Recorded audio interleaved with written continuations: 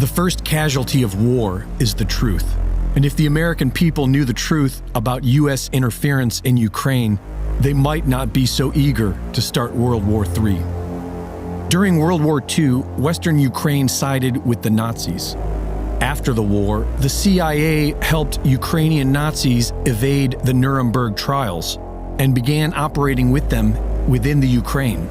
After decades of CIA infiltration, the Ukrainian People's Movement emerged in 1989 and gave birth to extremist groups Svoboda, Trident, and Right Sector, neo-Nazi groups pushing for the ethnic cleansing of Ukraine, extremist groups cultivated by the CIA, supported by the U.S. State Department, and used by the IMF to bring Ukraine to heel. When Yanukovych beat NATO-backed Yushchenko in the 2010 elections, his government was being pressured into signing an EU association agreement by the International Monetary Fund in their typical conquer-by-debt offer that would financially ruin the Ukraine and place them at the mercy of the World Bank. Yanukovych declined their offer. And in today's corrupt world, you're not allowed to say no to the IMF. Funded by Western NGOs associated with George Soros and the CIA, a highly organized color revolution was immediately deployed against Yanukovych. Leaked phone calls reveal that the U.S. State Department was orchestrating this coup d'etat from within the U.S. Embassy, with support from Vice President Joe Biden. Sullivan's come back to me, VFR, saying, you need Biden, and I said, probably tomorrow for an attaboy and to get the deets to stick. So okay. Biden's willing. So you had this remarkable phone call where you have these two senior officials of the U.S. government apparently talking about a coup, or how they were planning to restructure the government of Ukraine. Fuck the EU.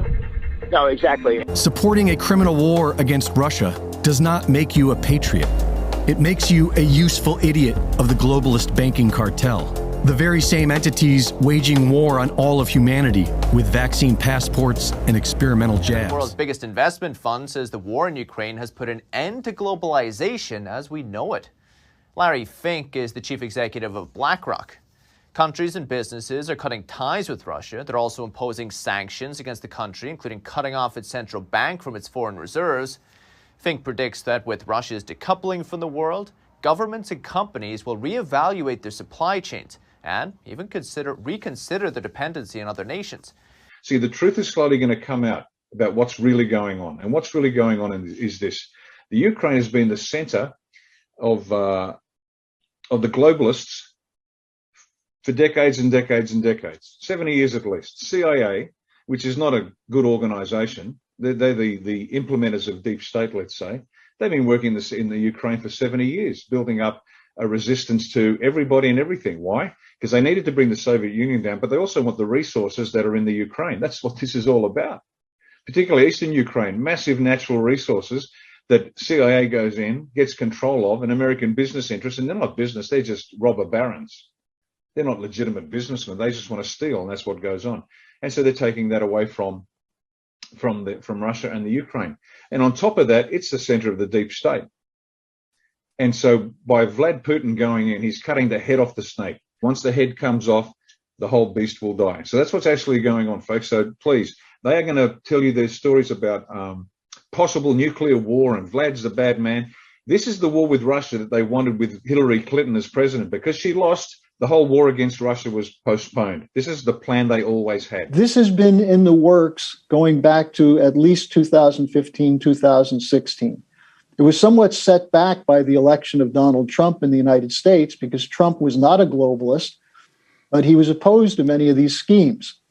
What we're seeing now is a merger of the Great Reset, the Green New Deal, the policies on COVID, and a number of other aspects of government policy, which is being directed not on behalf of sovereign governments, but against sovereign governments.